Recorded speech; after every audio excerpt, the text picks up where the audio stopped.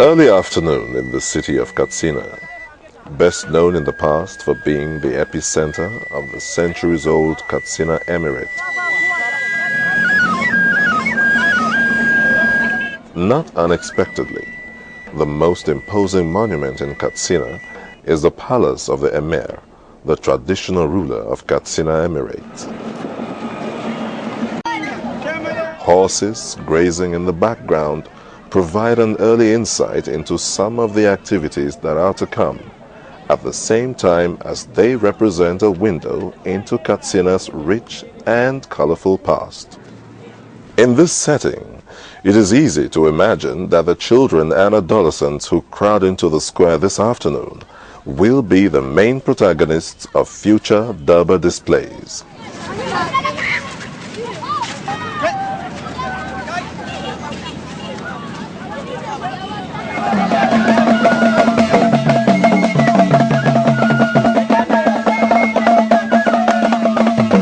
As the last week of January 2005 draws to a close, a festive mood permeates the city's normal activities.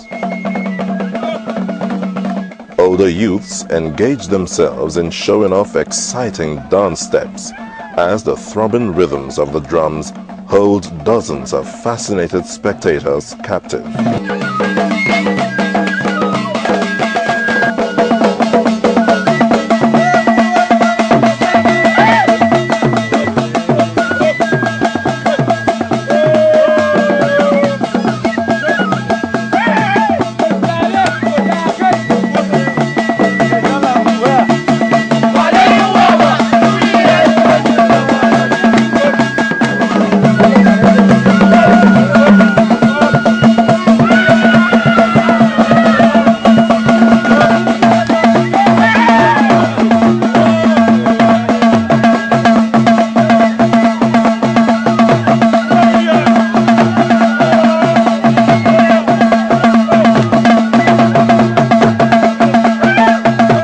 In contrast, within the privacy of the palace walls, more serious activities connected with the impending festival are going on, as the present Emir, Alhaji Muhammad KABIR USMAN, confers with some of the Emirate's traditional title holders.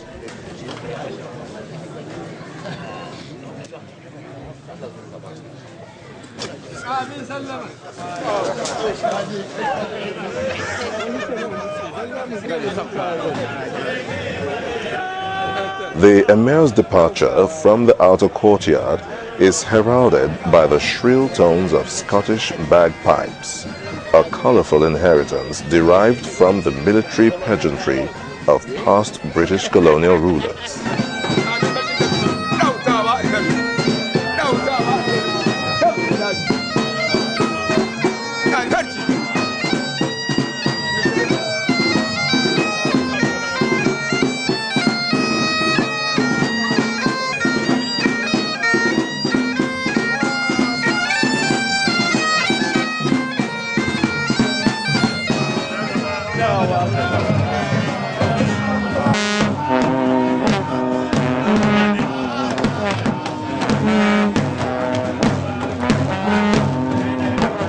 As he nears his own residence several yards further on, however, the traditional musicians, whose task it has been to serenade the rulers of KATSINA for several centuries now, take over the task of providing music.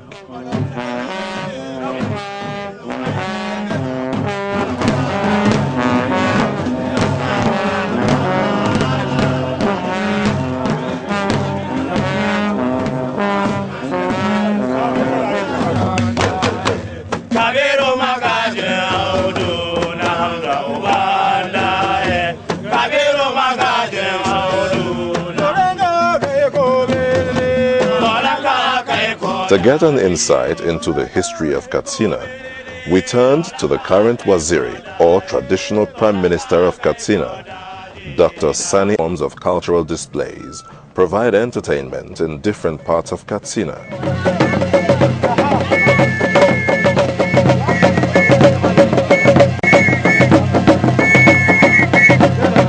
Dancers, acrobats and singers provide a foretaste of the sparkling performances with which they intend to thrill the Emir and his entourage during the following day's Durbar.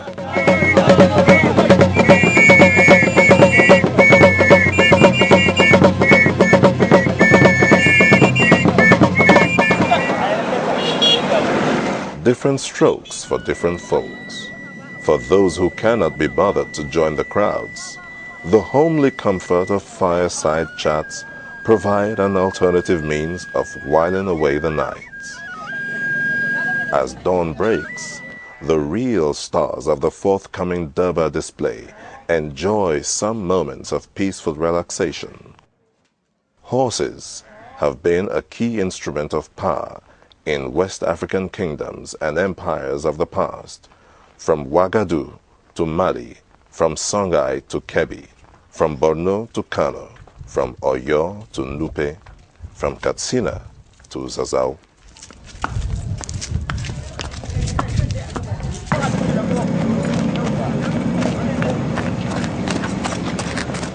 The long-awaited day is here.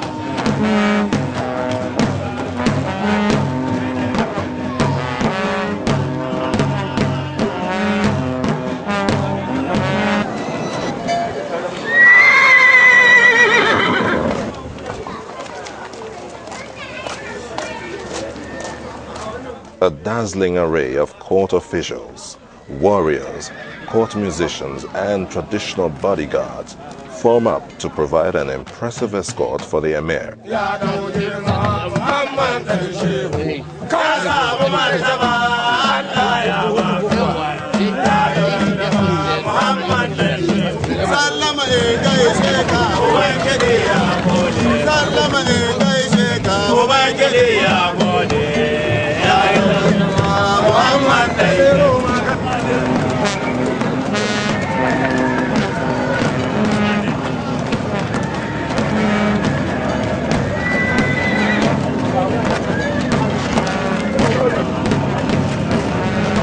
Son, late Alhaji Usman Nogogo, was appointed as the Emir of KATSINA.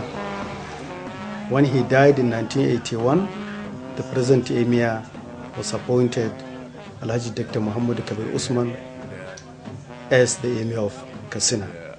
Duk kuke ina muku barka da sallah, muna murna Allah ya kawo wannan rana wannan lokaci.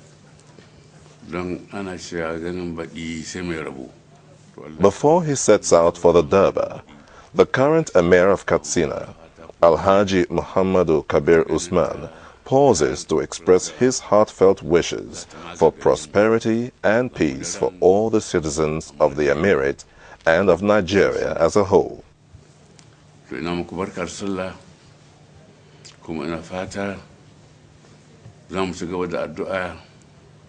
Bisa ga zaman lafiya na ƙasar nan da lafiyar jikinmu da lafiyar zaman lafiyar makwabtanmu.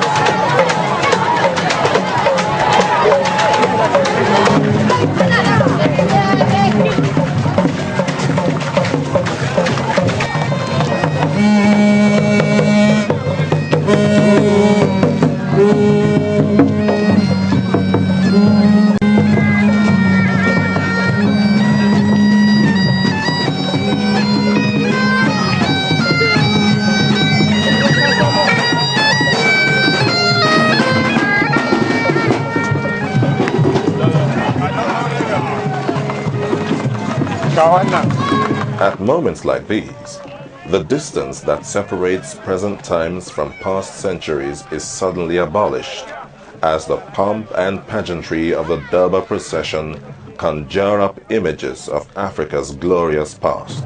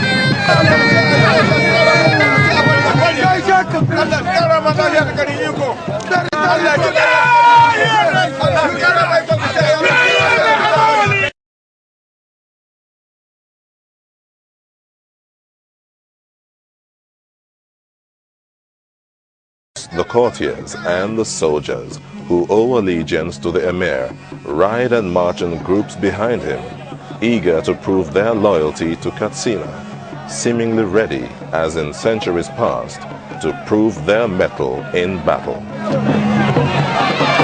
As the procession winds its way through the streets of KATSINA, the atmosphere of joyous celebration cements the long-standing bonds between the emir and his subjects, a powerful source of social and cultural stability.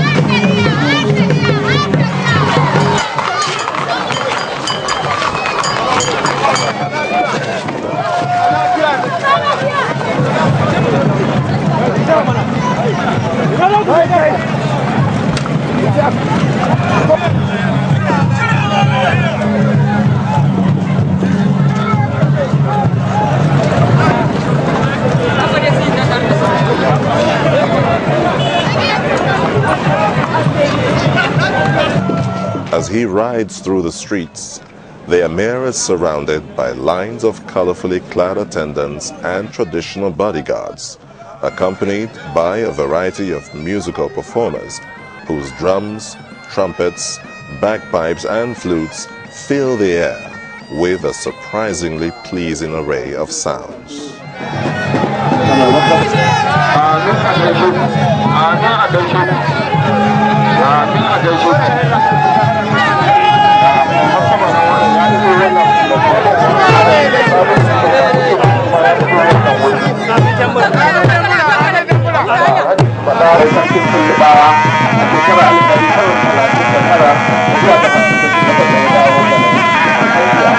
And now, the crowning moment of the Durbar.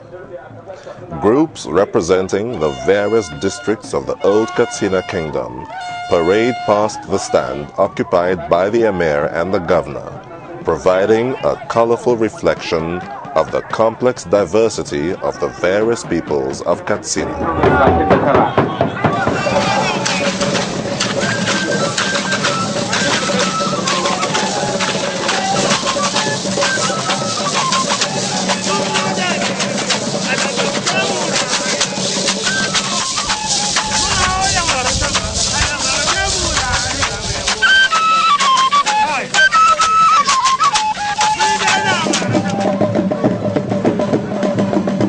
A variety of cultural displays, some enhanced by humorous features, thrill the distinguished guests.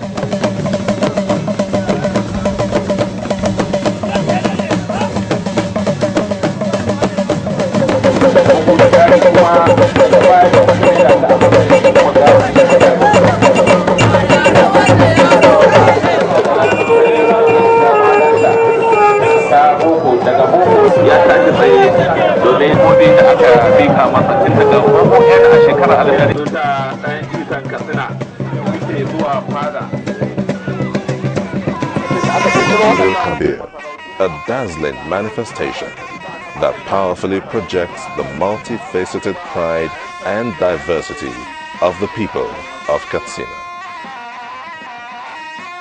The crowd separates